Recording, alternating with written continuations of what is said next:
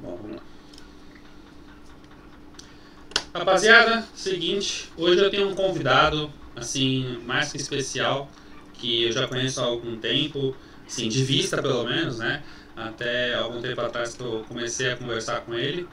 Mas que bom que ele topou participar desse Magicast, que está sendo uma experiência maravilhosa, né? Espero que todos que tenham assistido e que estão assistindo estejam gostando dos episódios anteriores, tá? Então, se vocês quiserem acompanhar, depois eu vou deixar disponível aqui na descrição, né? Para quem está assistindo na Twitch, vai lá no YouTube e procura Magicast, Mascarenha, para você acompanhar os outros episódios, tá? Mas na descrição eu vou colocar quem é o convidado, que vocês já vão conhecer daqui a pouco, tá? E as redes sociais e como que vocês buscam depois lá no Spotify, tá bom? Mas o convidado de hoje, ele é um dos maiores colecionadores de baralhos do Brasil, se não o maior.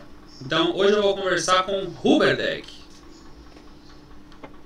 Muito bem, muito prazer aí, obrigado pelo convite, Iago, e prazer participar aí com vocês dessa conversa sobre mágica e sobre baralhos, que são dois assuntos que eu gosto especialmente. Com certeza, eu também gosto muito de baralho, tenho uma coleção pequenininha em relação à sua, porque eu gosto também a questão de diversidades de formas de o pessoal fazer os baralhos, as costas, a frente, enfim, as partes reais. Como é que você começou nessa arte de pesquisar sobre baralhos? Eu sei que você já começou aprendendo a fazer mágica, enfim, se você quiser falar um pouquinho disso também é legal. Mas como que você se interessou a buscar baralhos e se especializar em colecionar, né? Eu acho que eu gosto de baralho há muito tempo. Eu me lembro que eu estava ainda no jardim da infância, numa escola que pertencia às minhas tias, irmãs do meu pai, e lá tinha uma série de brinquedos para o pessoal brincar e tal, e eu me lembro que eu fiquei apaixonado por um baralhinho que elas tinham lá para brincar, e eu não cansei enquanto elas não me deram de presente aquele baralho. Isso era bem novinho. Eu tinha, acho que, sei lá, 5, 6 anos de idade. Caramba. Jardim da infância. E acho que eu já gostava de baralho na época. Aquele baralho, especificamente, aquele exemplar, eu não tenho mais. Ficou no meio dos meus brinquedos, tá? Eu acabei perdendo. Uhum. Quando depois eu comecei a fazer mágica, mas eu sempre tive vamos dizer, um gosto especial por jogos de baralho. Jogava muito com meu pai, a gente jogava muito PAF, aprendi com ele, depois com o meu irmão e tal. E nós começamos sempre foi alguma coisa que teve uma ligação muito grande comigo. Quando eu comecei a fazer mágica, naturalmente eu acabei, depois do início, com magia de palco, com magia mais genérica, eu comecei a cair naturalmente para a cartomagia. E isso já estou falando de 1970, mais ou menos. Eu tinha, na época, em torno de 20 e poucos anos. Um amigo meu, que é até um grande colecionador de baralhos também aqui, brasileiro, José Luiz Pagliari, ele foi fazer uma viagem para a Europa e trouxe uma série de baralhos especiais, diferentes. E aí eu comecei a me interessar mais por aquilo. Na época eu não conhecia absolutamente nada sobre baralho. Depois, através dele próprio, eu descobri um livro, chama-se Collecting Playing Cards, quer dizer, colecionando baralhos, de uma autora inglesa, Sylvia Mann, que foi a primeira presidente de um clube de colecionadores de baralho na Europa. Caramba, na verdade, engenharia inglesa, depois esse clube se internacionalizou. E lendo esse livro, eu comecei, então, eu comprei esse livro, na verdade, comprei 2 exemplares. Na época, comprar livros desse tipo não era tão fácil como hoje. Hoje você entra num site desses, encomenda rapidamente, ou até encontra muitas vezes digitalizado já, mas no tempo não existia nada disso. A globalização ajudou bastante, né? Ajudou bastante, mas naquela época não tinha isso. Então você tinha que importar via uma livraria, demorava 3 a 4 meses para chegar aqui. Vixe, Maria. Eu importei 2 exemplares, um para mim e um para esse meu amigo. E aí nós começamos a a entender um pouco melhor o que era baralho, e acabamos nos tornamos depois sócios desse clube internacional, Que legal. que na época se chamava Playing Card Society, atualmente chama-se International Playing Card Society. Aham. E depois, agora em 2004, já bem mais recente, eu acabei me tornando, eu fui de 2004 até 2008 presidente mundial dessa entidade International Playing Caramba, que Card Society. legal. E essa entidade, ela cuida da divulgação, da parte de lançamento desses baralhos novos? Como é que é? Não, não, na verdade ele é um clube antigo, quer dizer, ele foi fundado mais ou menos, acho que foi em 1972, Aham. e ele reúne colecionadores e estudiosos de baralhos. Não exatamente esses novos baralhos que estão sendo lançados agora, que é uma Aham. coisa bem mais recente, ele já é Sim, sim. do começo desse século. Os primeiros desses baralhos especiais foram lançados pela Illusionist em torno mais ou menos de 2004, o Uhum. Black Tiger e o Black Ghost depois. Antes disso, não. E a maioria dos colecionadores desse clube são, na verdade, colecionadores, eu diria, mais tradicionais. Uhum. Colecionam baralhos antigos, baralhos especiais. Alguns são autoridades em alguns tipos específicos de baralho e tal. Caramba. O último congresso, essa associação faz congressos anuais. Não Uhum. fez o ano passado, por causa do problema da pandemia, Uhum. mas o último foi em 2019. Eu participei, foi lá na cidade de Catânia, na Sicília, Aham. e foi o assunto principal da convenção foi o estudo do taroco siciliano, que é um tipo de baralho específico que só se usa naquela região para jogos específicos naquela região. Caramba. Então essa associação reúne colecionadores, estudiosos de jogos com baralhos, vários jogos e tal, Uhum. e agora, mais recentemente, alguns desses colecionadores mais modernos, que, como você e vários outros, colecionam essas novas edições que são lançadas, que é uma coisa relativamente mais nova, né? Sim. E como que você disse que começou a gostar de mágica? Como que foi essa iniciação do bichinho da mágica te picando ali pra você gostar tanto a par de querer colecionar baralhos, enfim, né? Muita gente até diz que começou a fazer mágica porque ganhou aqueles conjuntinhos de mágica, aqueles Uhum. jogos de brinquedo e tal. Eu Sim. também ganhei um jogo daquele quando eu tinha, sei lá, meus 7, 8 anos. Aham. Fazia alguma coisa daquilo, mas eu diria que não foi aquilo que me motivou muito. Como eu sempre Aham. digo, eu também ganhei conjuntos para brincar de médico, conjunto para brincar de dentista, e eu não sou nem médico nem dentista, né? Os pais, Acabei os me pais, tornando mágico. os pais vão sempre dando alguma coisa assim de criança, né, pra ver o que a criança vai gostar mais, enfim, né? Sempre é. São brinquedos interessantes, porque de certa maneira são educativos, você vai aprendendo um pouco daquelas coisas todas que tem lá. Mas Aham. eu não diria que foi aquilo que me motivou mais. Eu fazia brincando, mágica e tal, mas realmente eu comecei a me interessar, eu já tinha uns 15 anos de idade, mais ou Uhum. menos. Na escola que eu estudava, foi construído, montado um teatro. Uhum. E um belo dia, não sei exatamente como é que foi feita essa contratação. Nós estávamos no meio da aula, até de repente interromperam a aula uma manhã e chamou todo mundo para esse teatro e houve uma apresentação de mágica Que interessante, que legal. feita pelos irmãos Falucci. Uhum. Esses irmãos eram, na verdade, dois irmãos argentinos, trabalhavam com as mulheres como partners e tal, e Aham. faziam apresentações em colégios de um modo geral. Então ele foi lá fazer essa apresentação. E aí sim, o, o vírusinhos da mágica me picou aí, Uhum. e eu achei muito interessante. Alguns números especificamente eu achei muito interessante. Eu saí de lá encantado com a apresentação. Aham. Eu tinha um tio, casado com uma irmã da minha mãe, tio Mário, que gostava muito de mágica também. Uhum. Embora na época ele não estava já tão interessado em fazer mágica, mas ele tinha uma série de aparelhos, uma série de coisas, livros e tal. Aham. Ele era um mestre marceneiro profissional de ótima categoria, trabalhava inclusive numa grande indústria de marcenaria aqui aqui em São Paulo, Aham. e fazia alguns aparelhos de madeira que ele estava acostumado.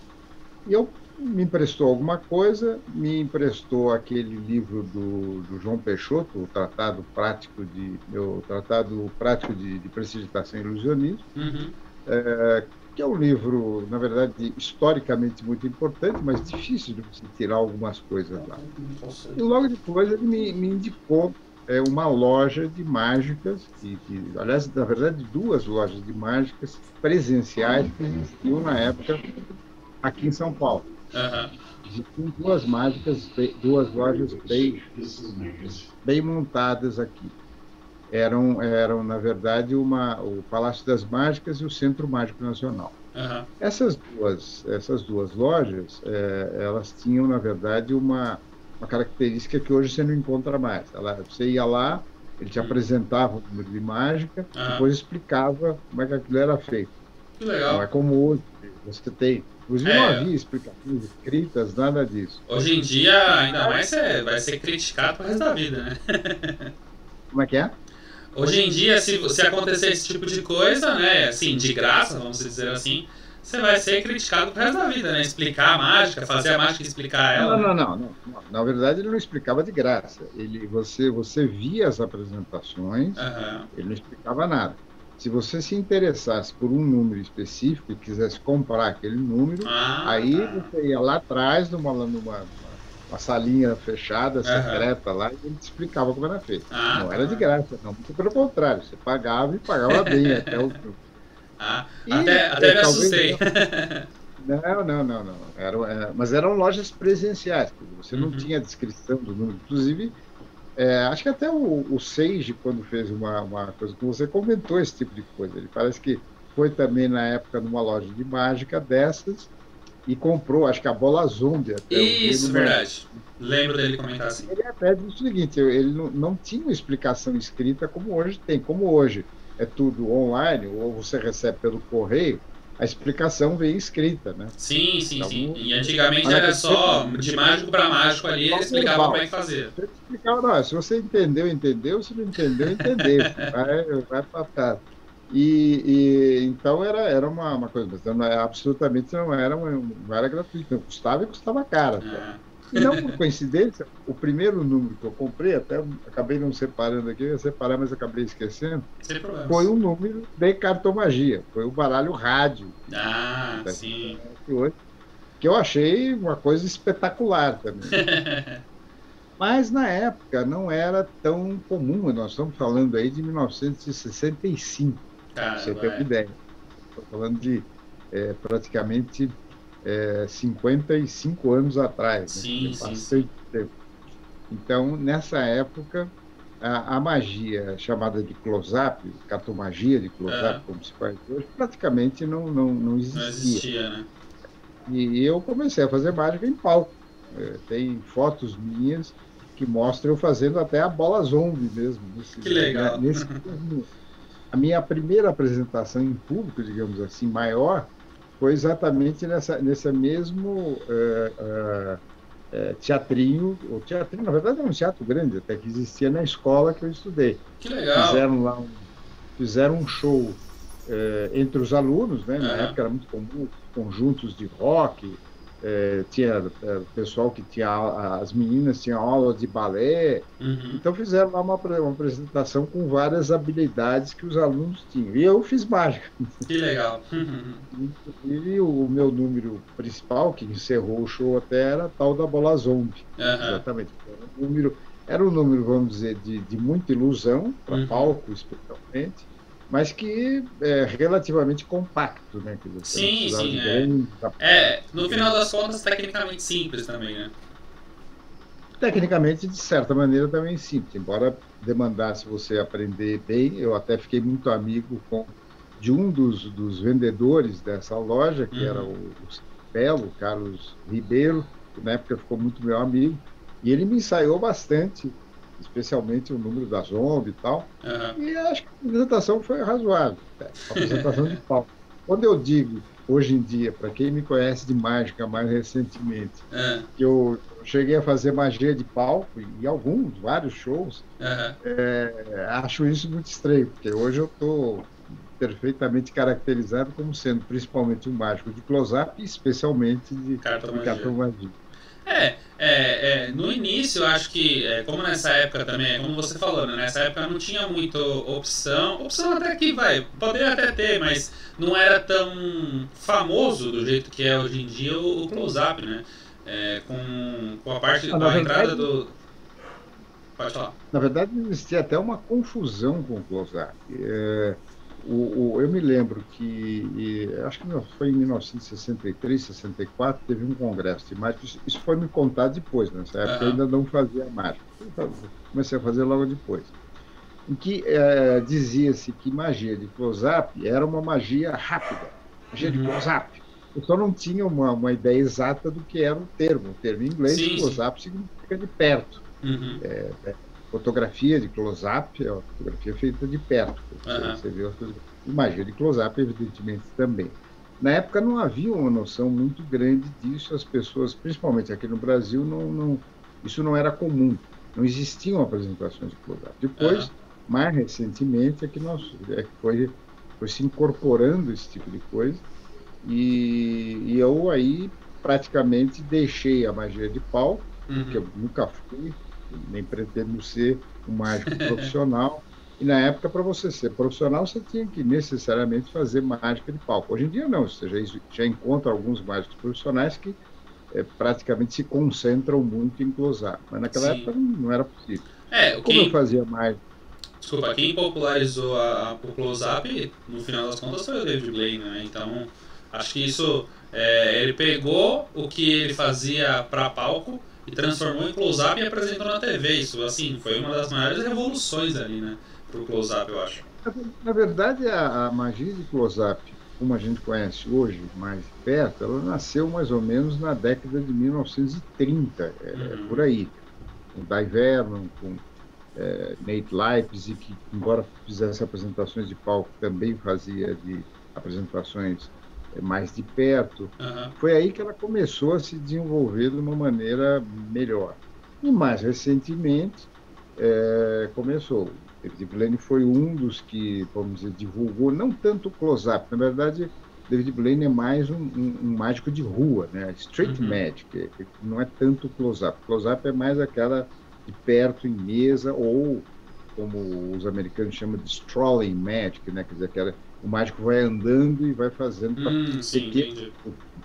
Tem uma certa semelhança com a magia de rua, que na verdade é um tipo strolling, só que feito na rua, para poucas Aham. pessoas. Enfim, aí essa classificação como toda classificação, tem sempre as Só suas variável, né?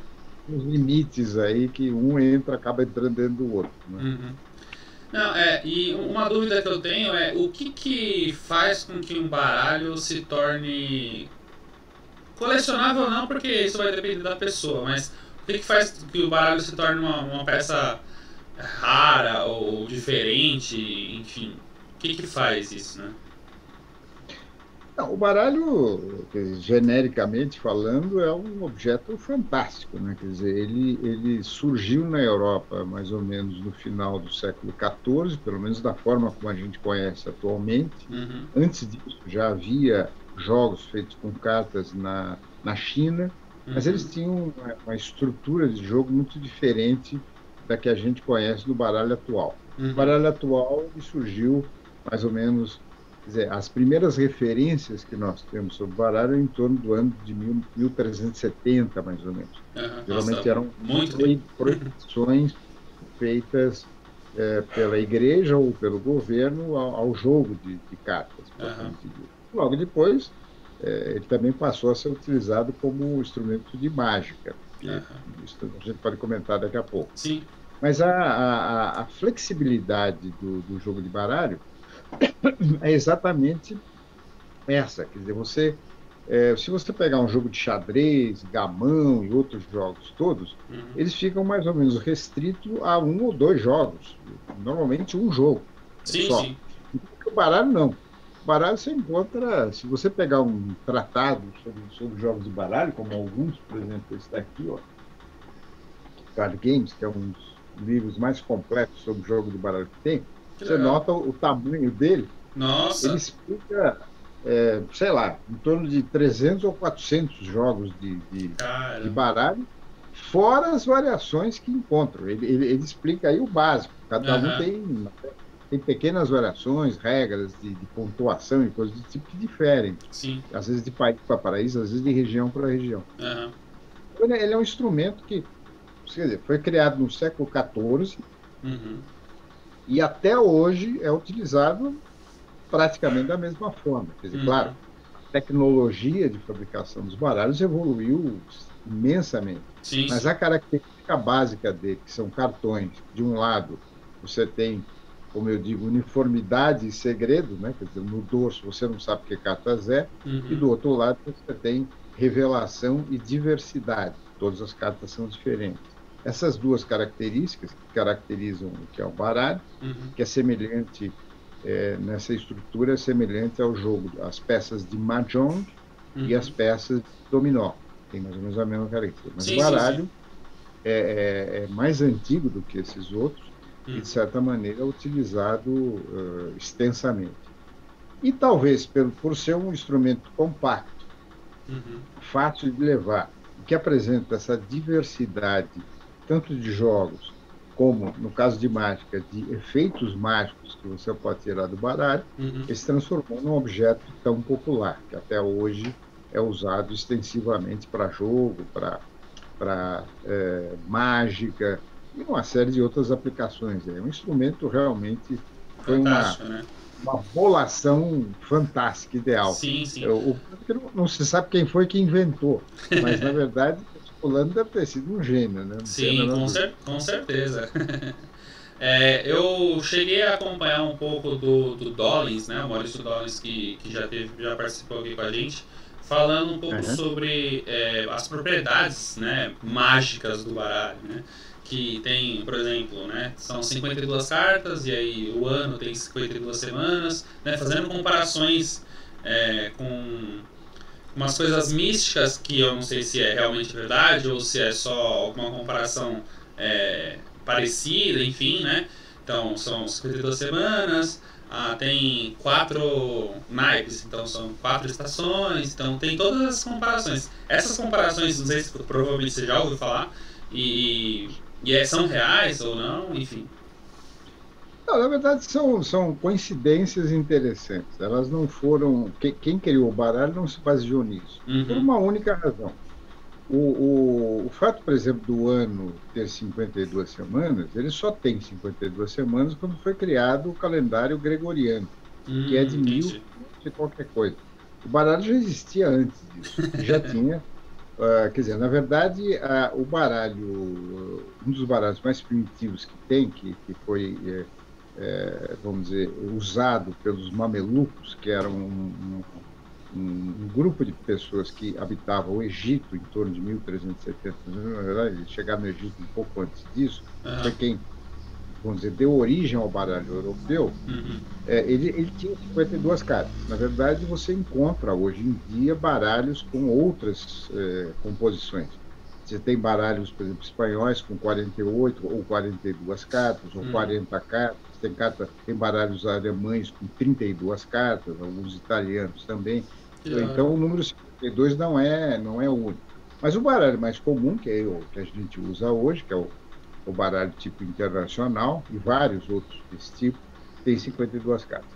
Mas a coincidência com o número de semanas é uma coincidência, porque, como eu disse, ela é uma característica do calendário gregoriano, que é de 1500 e qualquer coisa. Entendi. Na época que o baralho foi desenvolvido, usava-se o calendário juliano, que não tinha 52 semanas. Entendi. É uma série de coincidências. O fato de serem 4 naipes, embora existam até alguns baralhos com mais naipes ou menos naipes, mas foram invenções mais recentes, Aham.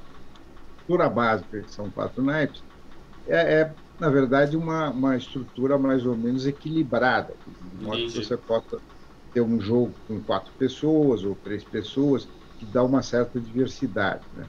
As Uhum. cores vermelha e preta, que muitas pessoas associam a dia e noite, né? Uhum. Na verdade, também é uma coincidência. Se você pegar os sistemas de naipes mais antigos, como o sistema espanhol, o sistema italiano, eram desenhos, não eram esses desenhos simples que Entendi. tem no baralho, que são o sistema de naipes francês, que é o que a gente está mais acostumado no baralho internacional. Aham. Existiam, se você pegar um baralho espanhol, por exemplo, ele tem a espada é uma espada realmente, Uhum. o paus é um bastão, como se fosse um bastão, um pedaço de pau realmente. Aham. Ouros é uma moeda, então copas uma copa, uma taça, né? Uhum. Então as cores não é preto e vermelho, não é essa associação com noite e dia também é meio razoável. E a associação das quatro estações com a coisa é um É só pouco, uma vamos dizer, incrível coincidência, então, né? uma coincidência e deram uma forçada de barra, né? Como o baralho tem alguma coisa um pouco mística, então o pessoal acha que é alguém. Quer dizer, seria isso se quem inventou usou isso como referência, mas aparentemente não usou, porque na época ele Entendi. não conhecia essa estrutura do calendário gregoriano. Não, legal. E como que você tem esses estudos, né, desses baralhos, não só mais os antigos, como os novos, né? Onde que você tem essas informações sobre como que foi fazer um baralho, a história de um baralho? Onde que você tem essas informações? Em livros, na internet mesmo? Existe muita coisa em livro, tem uma biblioteca bastante grande. Deu pra Que perceber um pouquinho de... o principal aqui está nessa parte aqui da minha biblioteca, é Aham. mais parte de livros de mágica e algumas outras coisas, mas principalmente de mágica. Mas na outra estante eu tenho uma quantidade muito grande de livros sobre baralho, sobre Uhum. história do baralho, sobre tipologia de baralho, quer dizer, os vários tipos que existem. Te mostrei aqui, quer dizer, tem alguma coisa aqui sobre jogos de baralhos, Uhum. esse tipo, eu mostrei vários outros sobre história de jogos de baralho, que é um assunto que sempre me interessa bastante. É aí que você aprende um pouco. Existem coisas na internet também. Uhum. Eu mesmo e esse outro meu amigo José Luiz Palhares fizemos no site da Copag Uhum. um pouco sobre a história, sobre os tipos de baralho. Você encontra lá no site da Copag essas referências que eu e o José Luiz escrevemos e hoje está lá no site da Copag. Você encontra hoje muita coisa mas também encontra muita coisa errada, né? Quer dizer, como dizem, o baralho surgiu, por exemplo, foi levado na Europa pelos ciganos ou coisa do tipo, Uhum. que não é verdade. Ele teria sido criado, teoricamente, pelos chineses. De fato, os chineses criaram alguns jogos com essa característica, mas não Aham. exatamente o baralho europeu. O baralho que a gente usa hoje, o baralho europeu, ele é fundamentalmente um baralho de origem árabe, na verdade. Uhum. Foi criado pelos mamelucos, que eram um conjunto na verdade, eles eram originalmente escravos, que Aham. eram, vamos dizer, adquiridos como escravos capturados durante algumas guerras e Uhum. que serviram de apoio à dinastia Ayyubide, que habitava o Egito. No final, eles eram tão inteligentes e tão bem articulados que eles acabaram montando e tomaram o poder. E eles é que tomaram o Caramba. poder e tinham uma cultura muito grande, Uhum. em geral, inclusive a de jogos. E foi aí que Entendi. surgiu o baralho mameluco, que deu origem àquilo que a gente hoje conhece como o baralho normal aí. Essa é a origem principal do baralho. Entendi. Então, Hoje. você encontra na Pode internet falar. muita coisa errada, muita coisa. E o Tem que assunto sempre que ir as pessoas fazem, pesquisando quem postou, onde postou, enfim, né? Várias exatamente, coisas para exatamente. você Mas você certificar encontra sobre alguns isso. sites, a própria International Playing Card Society tem um site muito bem montado, que tem lá detalhes todos corretos de Uhum. como é que o baralho se desenvolveu e coisas do tipo. Que legal. Eu vejo hoje em dia uma melhora um pouco na parte do Brasil em relação à produção de baralhos, né? A Copag tem melhorado assim em questão de qualidade, Não só, é claro, não é ruim os baralhos que eles tinham antes, Copag 139, tipo, não são ruins, né? Mas para os mágicos, especificamente, não é o que eles encontram e que eu acho que é o público maior aí na parte de utilização de baralhos no dia a dia, né? E como que eles tiveram essa mudança, né? Quando que eles tiveram essa mudança para poder fazer um baralho que seja um pouco melhor, com uma qualidade melhor, e o que foi preciso para isso, para eles entenderem o lado dos mágicos, né? Foi essa popularização da mágica no mundo, né?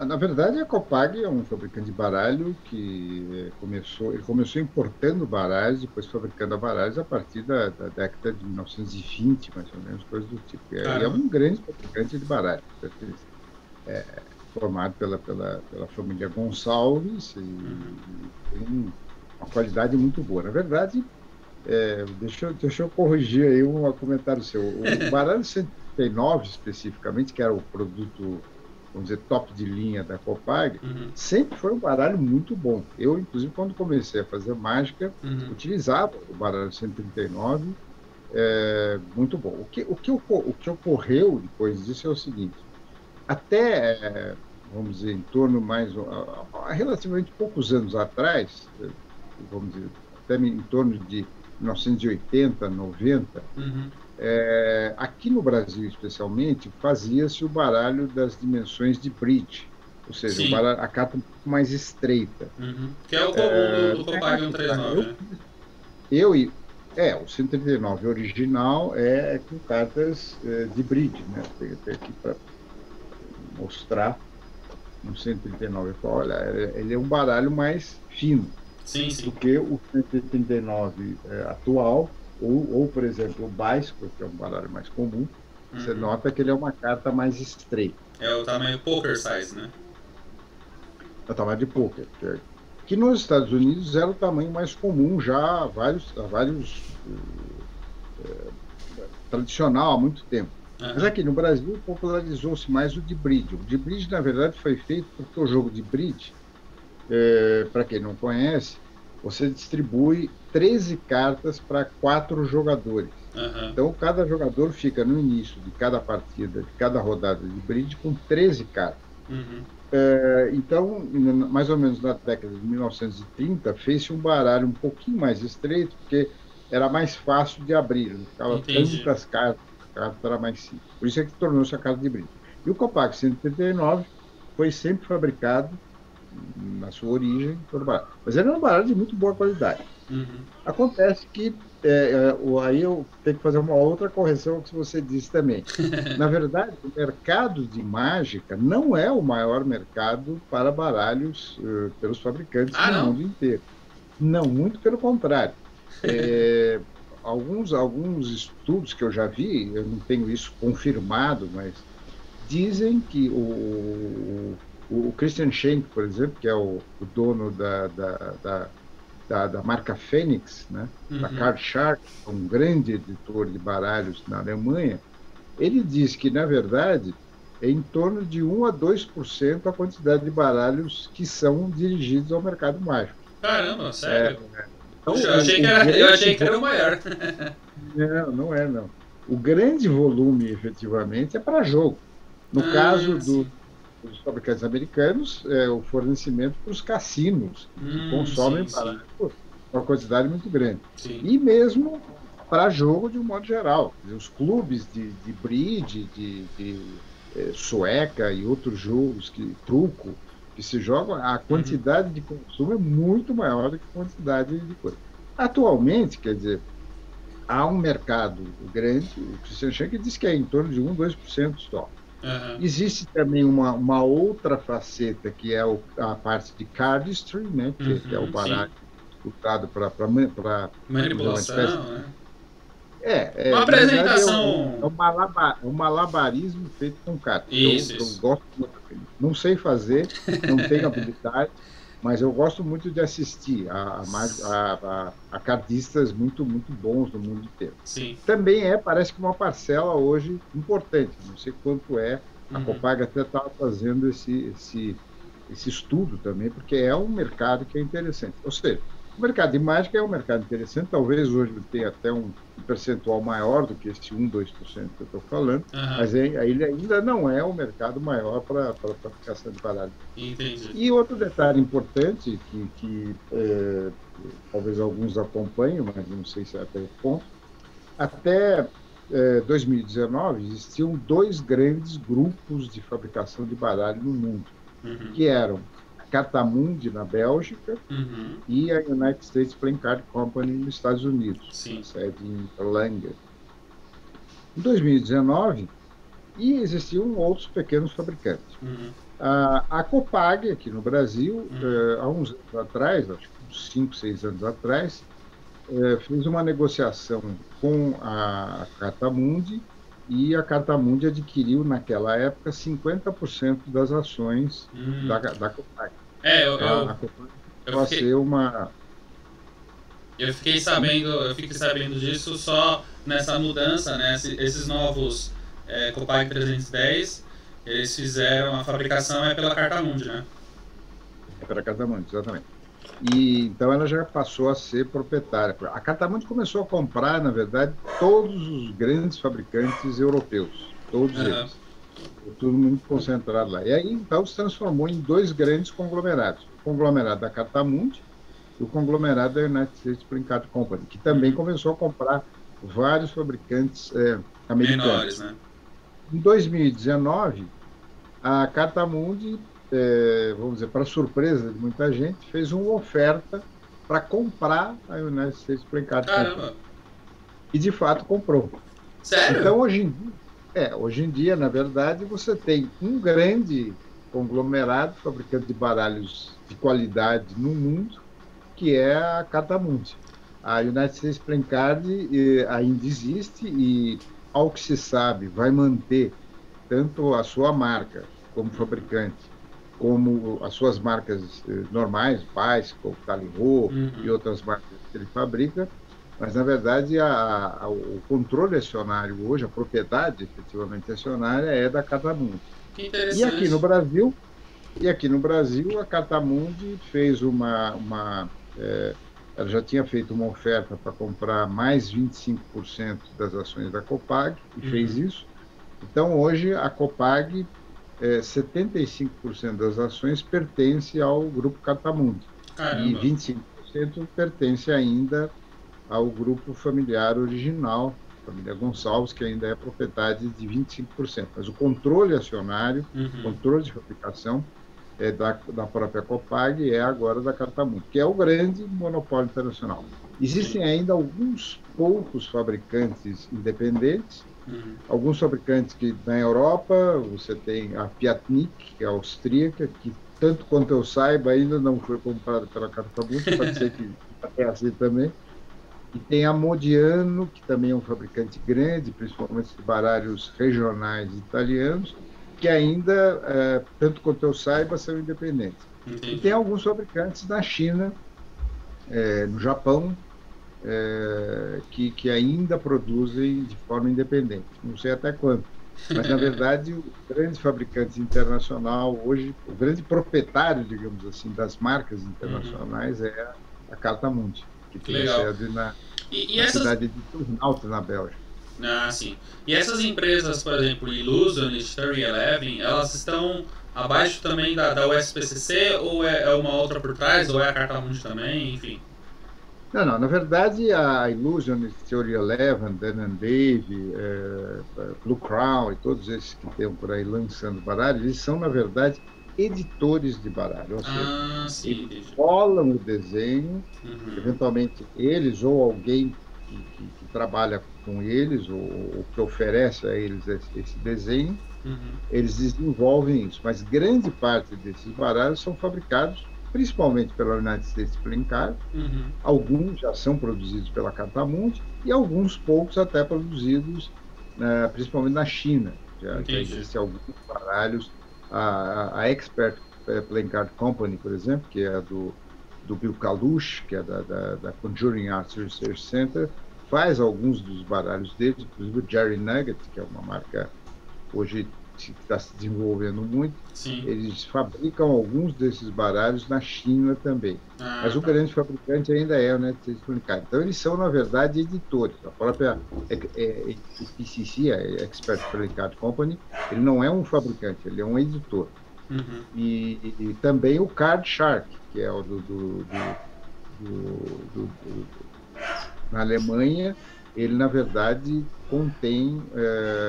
ele não é um fabricante, na verdade, ele edita esses baralhos, que são... Ele já fabricou em vários lugares, inclusive na própria Cartamundo na Europa, mas atualmente a maioria é fabricado pela United States Playing Card, que, na verdade, pertence à Cartamundo também. Então, Entendi. mas ainda usa a fábrica da United States Playing Card Company, que é na cidade de Erlangen, nos Estados Unidos, no estado de Kentucky. Entendi. Roberto, me dá um minuto, eu vou precisar resolver uma situação aqui, tá bom? Só um minutinho. Tá bom? Deixo ligado? Sim, pode deixar. Não dá pra entrar.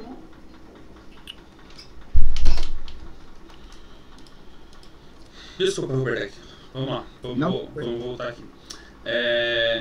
Então, o que eu tava pensando, né?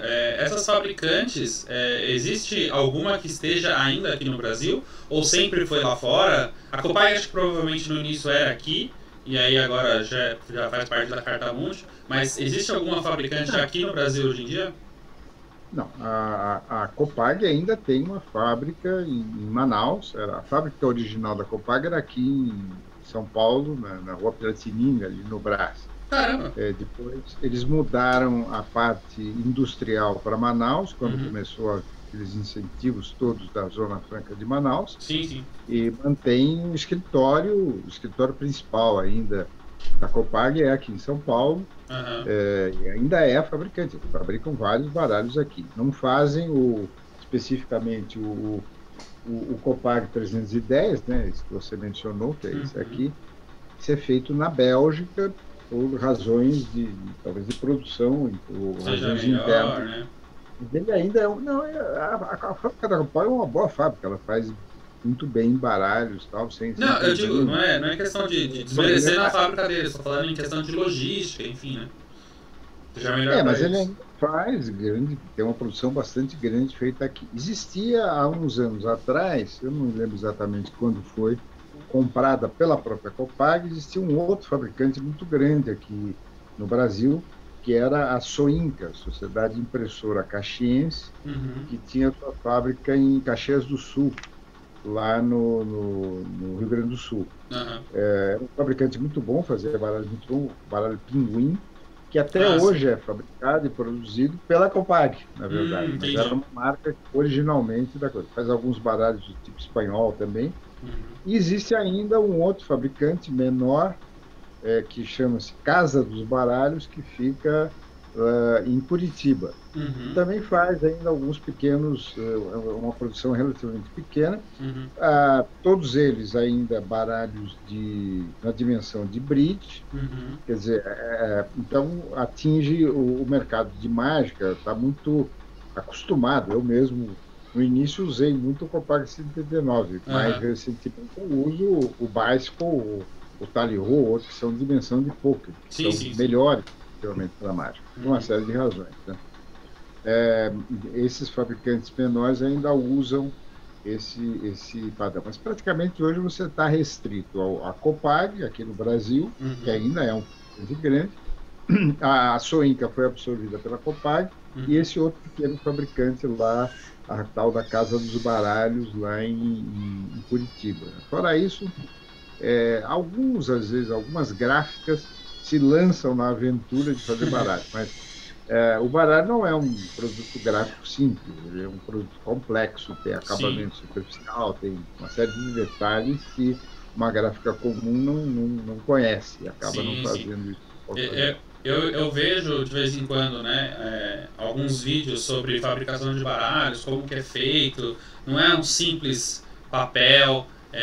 O acabamento tem que ser muito detalhado, enfim, tem tudo isso. E eu queria saber com você, se você conhece em questão de gramatura, em questão de finalização, né? Aquele Air Cushion Finish, que é o famoso da USPCC. E como é que tem essa diferença e o que é mais utilizado?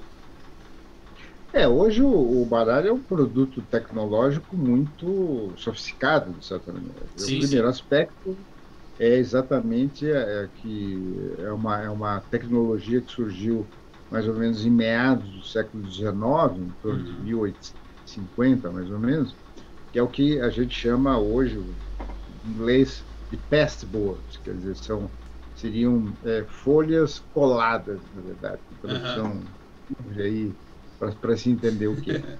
Na verdade, uma carta de baralho, ela não é composta exclusivamente de um cartão único. Ela, na Uhum. verdade, é composta de duas folhas Uhum. que são juntadas. Geralmente é um sistema que opera a quente, e no meio é colocada uma cola. Essa Entendi. cola, tem gente até que ao abrir uma carta dessa, Aham. verifica que são duas e pensa que, na verdade, são três, porque seria uma folha central, que uma das funções é também deixar a carta opaca, né? Embora você não consiga verificar o valor dela pelo dorso. Aham. Mas, na verdade, não é uma terceira camada, não. São, na verdade, duas folhas relativamente finas, Uhum. e a parte central é Uhum. que, uma cola especial, que é um dos grandes segredos da fabricação do baralho, Uhum. e que faz com que, então, a carta tenha essa elasticidade que a gente conhece hoje. Sim, sim. Um baralho do século XVIII é um cartão duro, difícil de você manipular. Ele não corre como as cartas de baralho normal. Uhum. Enfim, é um produto tecnológico ainda relativamente de má qualidade. Aí, quando surgiram o pressboards, foi esse tipo de coisa. Outro aspecto que você mencionou, muito importante, é o acabamento superficial da carta. Para que ela deslize, quer dizer, para que você tenha um baralho que hoje você consiga, vamos dizer, fazer, por exemplo, um leque desse tipo, né, em que as Uhum. cartas abrem de forma mais ou menos uniforme, né, Uhum. não é com um baralho como aquele que era produzido no século XIX, com um baralho Sim, sim. duro e tal. Infelizmente, eu não tenho nenhum aqui para mostrar, mas é um baralho que não dá para fazer esse tipo de coisa. Então, existem vários tipos. Esses acabamentos superficiais são obtidos basicamente de duas formas. Uma Uhum. é uma espécie de verniz que é colocado sobre a carta, Uhum. e a outra forma mais comum, que foi desenvolvida no começo já do século XX, em torno de 1910, mais ou menos, que é exatamente isso que você citou, que se chama normalmente de air cushion. Na verdade, a carta passa sobre um rolo Uhum. que faz uma espécie de granulação, que acho que é muito difícil de perceber, Na mas câmera acho que não vai não aparecer. vai dar Mas para. elas são vários micro. Pra quem tá escutando, são vários micro furinhos. Não são Quase furos exatamente, né? exatamente. São quase Isso faz. buraquinhos, né? Quando você coloca uma carta junto com a outra, forme-se, de certa maneira, um colchão de ar. Daí o nome air cushion. Aham. Você forma um colchão de ar entre elas que favorece o deslizamento entre as cartas, né? Sim, sim. Genericamente, existem dois tipos de acabamento superficial com relação a esse acabamento. Aham. Esse que é o granulado, que normalmente é o termo técnico mais correto, não é, o air cushion é uma marca que se dá a esse tipo de coisa. Entendi. Na verdade, ele é o que a gente chama, em inglês, é chamado de rough, ou seja, é um sistema de acabamento rugoso. Se Entendi. você bate sobre a superfície, você nota uma certa rugosidade nas cartas. E Uhum. essa rugosidade é que torna ele tipo air cushion. Aham. Existem alguns fabricantes, a Fournier, por exemplo, que é um grande fabricante da Espanha, também um Uhum. grande produtor, que foi originalmente comprado pela United States Blinkard há Aham. alguns anos, e que agora pertence indiretamente à própria Copag, Sim. desculpa, a própria Cartamundi. Ela faz alguns baralhos com acabamento liso. Se você olhar, você não percebe essa rugosidade. Uhum. Existem alguns mágicos que gostam muito disso. o Lee Asher, por exemplo, que é um grande especialista também no baralho do Jerry Nugget, que é um grande mágico, um grande amigo meu.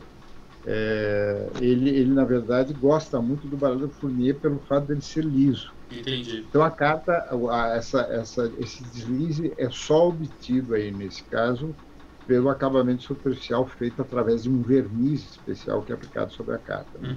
A carta é bem lisa. Há quem goste de um, há quem goste de outro, cada um tem um tipo específico. Sim, sim. Outra característica também moderna, que é fruto da tecnologia e que os mágicos também apreciam muito, é o corte do baralho, né? Os baralhos feitos especialmente pelo United States Playing Cards, eu até esqueci também de pegar aqui, mas o baralho é impresso numa folha inteira. Com 52 cartas em uma folha só, né? Parecido com essa que você tem aí atrás, só que são todas numa direção só e é o baralho completo. Sim, sim, sim. É uma folha inteira. Essa folha que é usada para imprimir, ela é impressa nos vários processos. A United States Playing Card atualmente usa um sistema que parece muito como se fosse uma impressora de jato de tinta, né?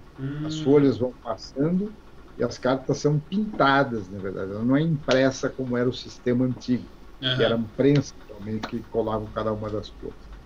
E depois ele é cortado. Como é que ele é cortado? Geralmente se cortam em fileiras e depois existe uma espécie de uma punção, digamos assim, no formato da carta, que bate em cada carta dessa, corta o limite exterior inteirinho, tanto as laterais como as bordas, que são curvas, né? Esse é um sistema, vamos dizer, que os grandes fabricantes usam, especialmente a United States Playing Card usa esse sistema. A Cartamundi hoje já usa também, mas no início, os fabricantes pequenos faziam isso cortando com uma espécie de faca, depois os cantos eram feitos por intermédio de uma punçãozinha que só fazia os cantos. Entendi. Mas hoje não, a United States Playing Card usa o sistema total. Isso faz com que, ao você aplicar a punção sobre a carta, fica uma micro-rebarba nessa parte dos cantos externos do baralho. Então, dependendo do lado, se essa estampagem é feita pela frente ou por trás do baralho, você nota essas rebarbas. E os puristas aí que gostam de baralho muito, gostam do chamado corte tradicional. O que é o corte tradicional? O corte tradicional, ele na verdade, faz com que a carta seja cortada do dorso para frente. Então, essa rebarba fica da parte da frente para trás.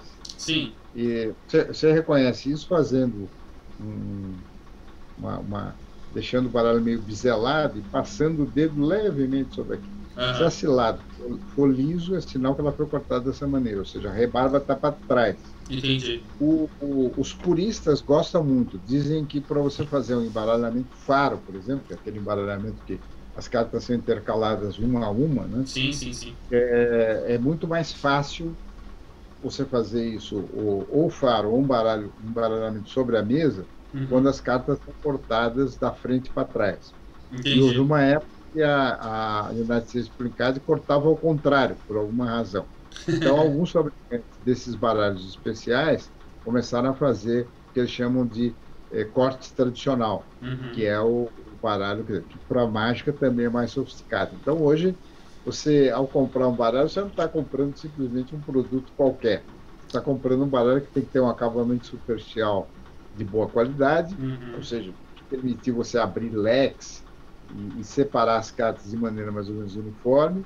Ele tem que ter um acabamento de corte que seja realmente interessante e, claro, uma impressão bem feita. As cartas têm que ser perfeitamente com registro, como é o termo técnico que se usa, ou seja, os dorsos da carta, principalmente, tem que estar bem no centro da carta. Porque se ele for um pouquinho deslocado, isso poderia, não para mágica também, mas principalmente para jogo, alguém poderia detectar que aquela carta é uma carta diferente. Né? É um produto que tem que ter uma qualidade, especialmente para mágica também, mas principalmente quando esses baralhos são fornecidos para cassino, ter uma qualidade impecável. Não pode ter sim, nada que detecte sim. alguma eventual diferença. E é interessante, né, você pensar, pelo menos eu pensando agora, o quanto de tecnologia, né, está introduzida em um pedaço de papel. Se você for pensar uma coisa mais simples da coisa, né, que tanta tecnologia foi investida para que um baralho, um pedaço de papel, seja tão diferente e enfim, e por isso que acaba se tornando, para quem não consome, um objeto de alto valor, né? Porque as pessoas, normalmente, pelo menos aqui no Brasil, elas estão tão acostumadas em um baralho mais simples, né? E que não tem tanta tecnologia, que não tem essas coisas diferentes, né? E acabam achando caro e não continuando investindo em mágica ou em baralhos, enfim, né? Ele realmente é um produto hoje de alta tecnologia. Tanto que você vê que há uma concentração em alguns fabricantes e algumas fábricas, inclusive, Uhum. porque não é uma coisa que você faz assim de qualquer jeito. Os Sim, sim. pequenos fabricantes ainda fazem, mas ele não tem uma qualidade como você encontra num Basco, num Talibô, ou mesmo nos baralhos mais comuns que são feitos pela própria Cartamundi e por Uhum. outros, que tem uma qualidade como produto muito grande. Tem muita tecnologia realmente investida nisso. Estão investindo sempre, né? Hoje já se usa, não para mágica, porque é horrível para mágica, baralhos plásticos também, né? Sim. Que são, na verdade, baralhos que são muito utilizados para poker, Uhum. especialmente o poker naquela modalidade de Texas Hold'em, né? Que Uhum. é vamos dizer, a forma de se jogar poker mais comum hoje em vários torneios, coisas do tipo. Como lá não há quem já assistiu, quem já viu alguma partida dessa aí na televisão, ou em algum torneio, Uhum. não há o carteado como há numa partida, por exemplo, de bridge, ou mesmo das antigas. Antigas não, porque ainda se joga muito poker no chamado stud poker, que é um poker que você troca as cartas durante Aham. o jogo. No Stud Poker há um certo carteado, mas no Texas Hold'em não. Você recebe as duas cartas só, cada jogador, Uhum. e o croupier que coloca na carta as outras, sobre a mesa as outras cartas que, inclusive, cada jogador faz as suas combinações para os seus diversos jogos. Então, ele Sim, não é sim. carteado. Uhum. Então, aí a utilização do baralho plástico vai bem, digamos assim. É um baralho Entendi. que tem uma boa elasticidade e tal. São baralhos. Você estava falando sobre gramatura, né? Quer dizer, um baralho Paisco, por exemplo, tem uma gramatura em torno de 300 gramas por metro quadrado. Isso significa que o cartão com o qual o baralho é feito, se ele tiver uma área de 1 metro quadrado, ele pesa 300 gramas. 340 gramas, 300 gramas. Existem o Compaq 310 na série Slimline, que ele lançou agora há pouco tempo, Uhum. é uma carta, por exemplo, que chega a 340 gramas por metro quadrado. Entendi. Outro aspecto é a espessura também, né? Quer dizer, Uhum. uma carta normal dessa tem, do Compaq, do Biosco, tem em torno de 0,29, 0,30 milímetros de espessura, né? Uhum. E hoje se faz muito as chamadas crushed cards, que são cartas que têm uma gramatura grande, mas elas são relativamente finas. Uhum. Elas têm 0,27, 0,28 milímetros, um pouquinho mais finas, né? Mas elas têm uma gramatura alta. Às vezes você encontra cartas com 310, 320 gramas por metro quadrado, né? Uhum. E é outro aspecto. Já a carta se você pegar uma carta de plástico, por exemplo, embora tecnicamente não se possa falar em gramatura, porque a gramatura é para o cartão, Sim, sim, sim. né? Mas se você medir o peso por metro quadrado de uma carta de plástico, ela chega a 400 gramas por metro quadrado. Então, um Caramba. baralho pesa muito mais do que um baralho de cartão normal, né? Ele é Uhum. muito mais leve. E para fazer mágica, baralho de plástico não presta. A não ser mesmo para algum número matemático, daqueles tipos que você Um pouco conta mais três simples, cartas, né? bota na mesa e tal. Mesmo assim, a carta gruda, né? Existe Sim, um sim, mito, sim. né? Aqui no Brasil se usou muito, hoje é um mito um pouco menor, mas se usava muito baralho plástico, né? E o que Uhum, é pior, alguns baralhos plásticos, como os feitos por exemplo, pela marca Kent, da Kent, que é uma marca americana, que hoje pertence à United Spring Card, são cartas mais ou menos boas, elas deslizam mais ou menos, tal. A uhum. Furnier fazia cartas plásticas mais ou menos boas. Mas muitos desses Ken que você compra por aqui são feitos aqui em Carapicuíba, quer dizer, são fake total, Sim, sim. pirata total, só Não, tem fora cor que de elas vidro. quebram, né? Eu já vi cartas quebrarem, cartas de plástico de carro. Há o mito de que você pode lavar a carta. Se você lavar um baralho de plástico, ele fica uma porcaria. As cartas grudam todas. Sim, Fica uma coisa horrível. Quer sim, dizer, é sim, sim. muito melhor você usar um bom baralho.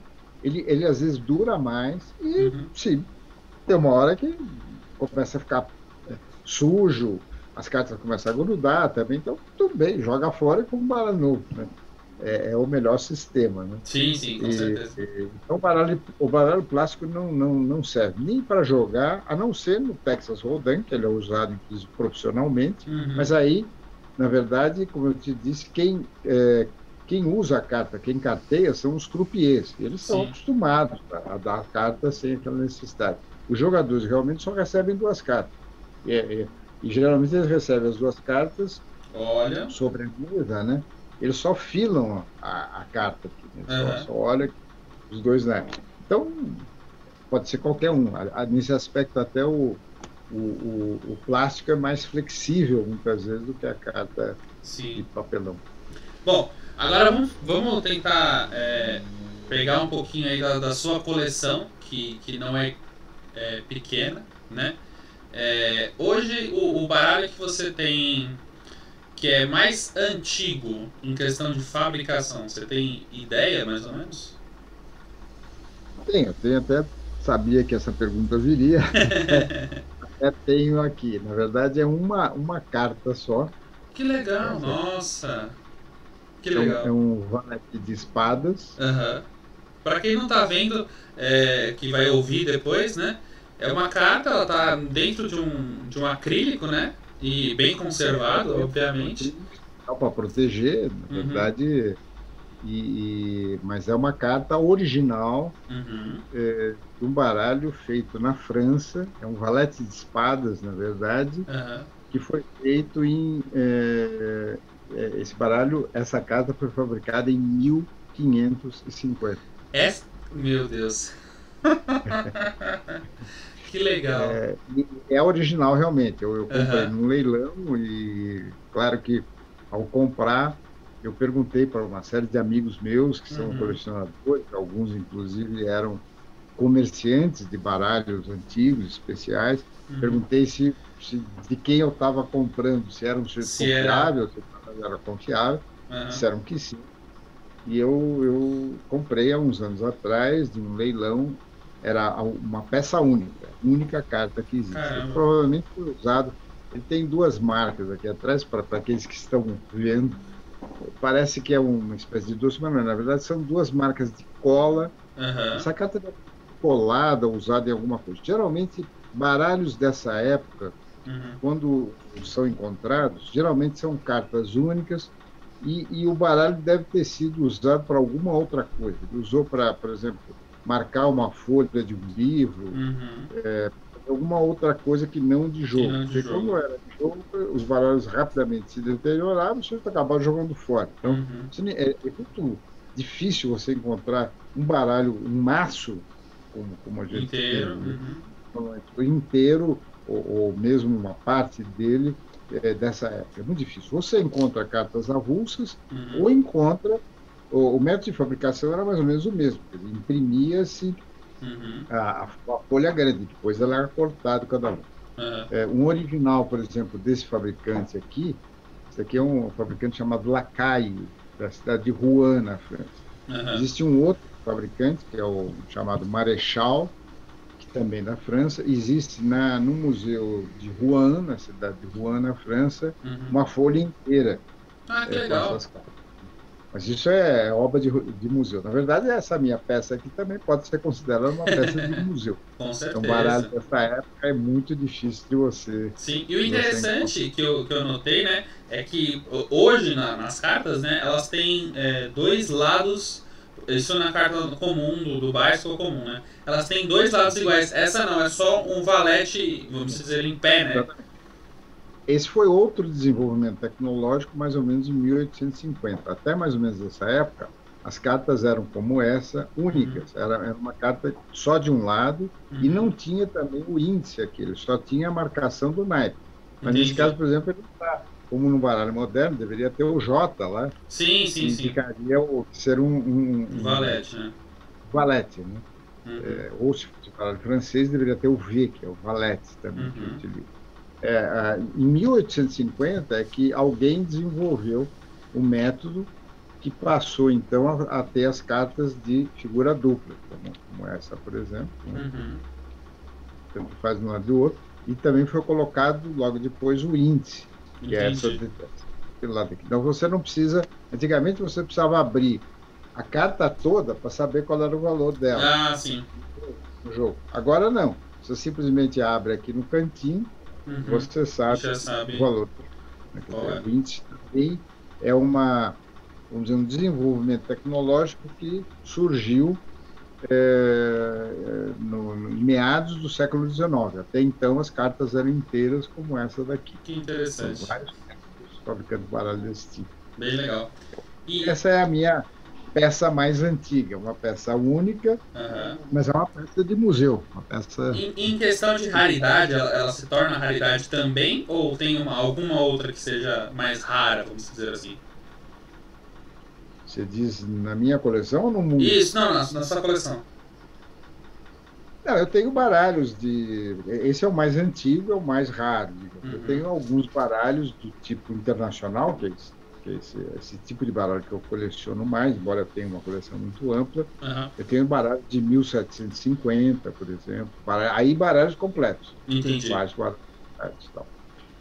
Que também são raros. Existem algumas edições, mesmo mais modernas, que também são relativamente raras. Por exemplo, para citar um caso mais recente, você estava falando desses baralhos mais novos aí, Uhum. eu tenho a primeiríssima edição do Black Tigers, que é Que um legal. baralho que foi lançado num primeiro lote em uma quantidade relativamente pequena. Uhum. Eu consegui, tanto do Black Tiger como do Black Ghost, as primeiras edições, que são Caramba. raras também, para esses colecionadores de baralhos mais novos. Sim. Então, ele também é um baralho que tem um valor especial por ser raro. E existem alguns assim, que mesmo sendo mais recentes, Uhum. são edições mais limitadas ou mais difíceis de achar, que tornam a peça rara. Esse baralho, essa carta especificamente, ela é rara e mais do que rara, ela é única, né? Quer dizer, você Uhum. não encontra uma outra carta dessa em lugar nenhum do mundo. Ela é Sim, sim. praticamente a única peça que existe, né? Se alguém roubar e aparecer em algum lugar, eu tenho certeza que é Que ela. é só essa. E hoje a sua coleção, qual que é o tamanho dela? Em questão de unidades e não repetidas, vamos dizer assim, né? Minha coleção tem mais ou menos em torno de 4.000 peças. Uhum. Eu digo peças porque a maioria deles são maços, como esse que está Uhum. aqui. Mas existem, como essa outra carta, cartas avulsas, Aham. né?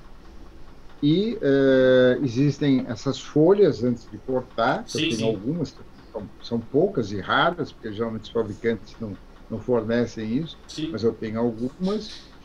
E existem alguns baralhos que são colocados na forma de livros também. Ah, É é? Caramba, que mais raro, interessante. mas a grande maioria são maços.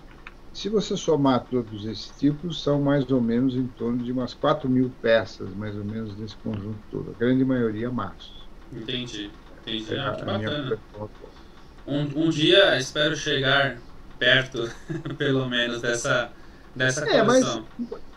embora isso seja uma curiosidade normal, é uma pergunta que todo mundo me faz, e às vezes fica Uhum. impressionado. Puxa, 4.000 baralhos, que coisa impressionante e tal.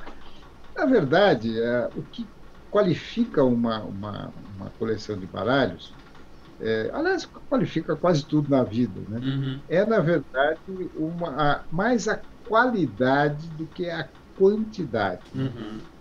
Por exemplo, voltando a um pouco, a gente falar um pouco de mágica e também de cartomagia, que tem muita coisa interessante para a gente conversar. Sim.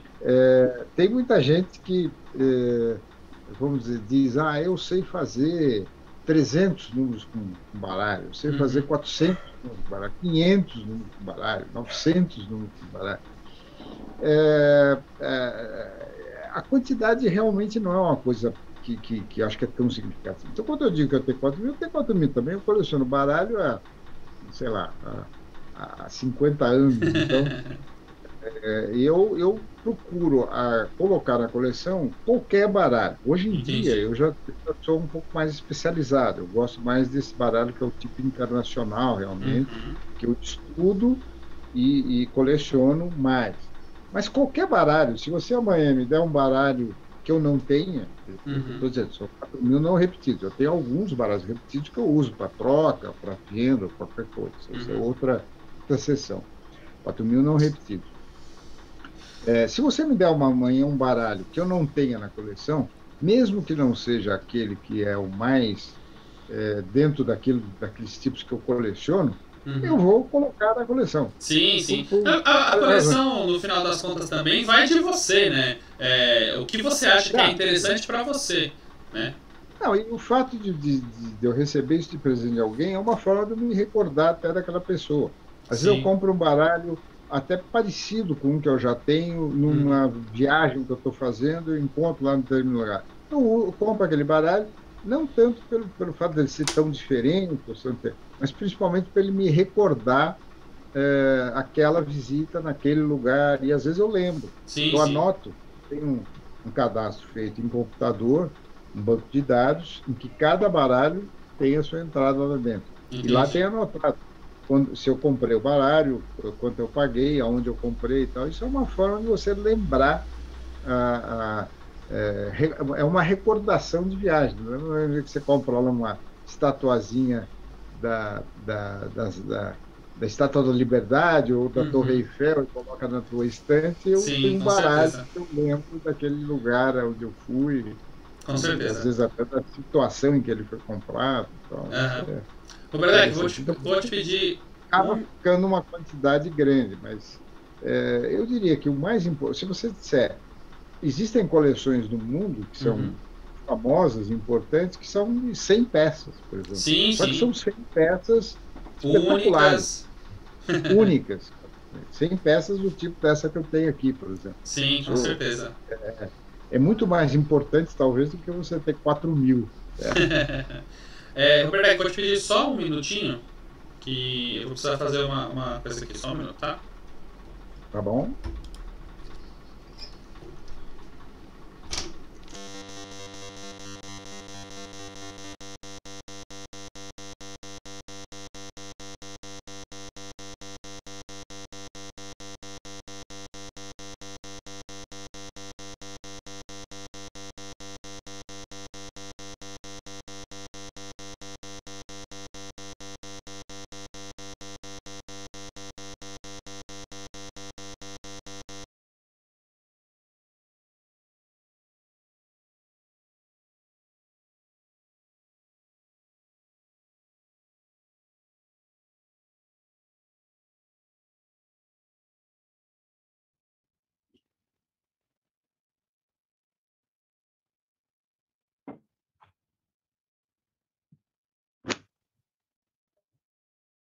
Do gosto da pessoa também, independentemente da, da situação, ou como você vai colecionar, enfim, isso vai variar de pessoa para pessoa, né? Achei muito interessante a coleção que você tem, o vídeo, né, apresentando algumas unidades.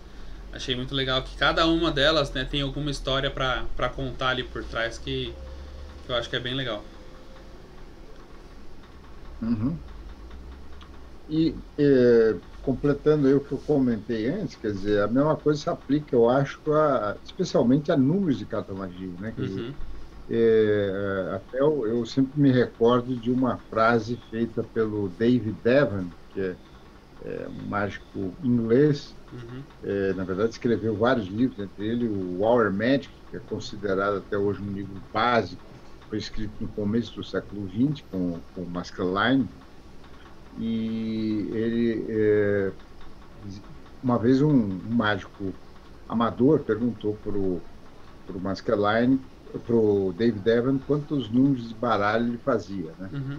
E disse, eu faço 300 números com baralhos e tal. Imaginando que o David Devon ia dizer, bom, eu sou um mágico profissional, eu faço 1000 números com Uhum. baralho. E o David Devon disse que parou, pensou e disse, não, eu acho que eu faço uns, sei lá, uns 7 ou 8 números. Uhum.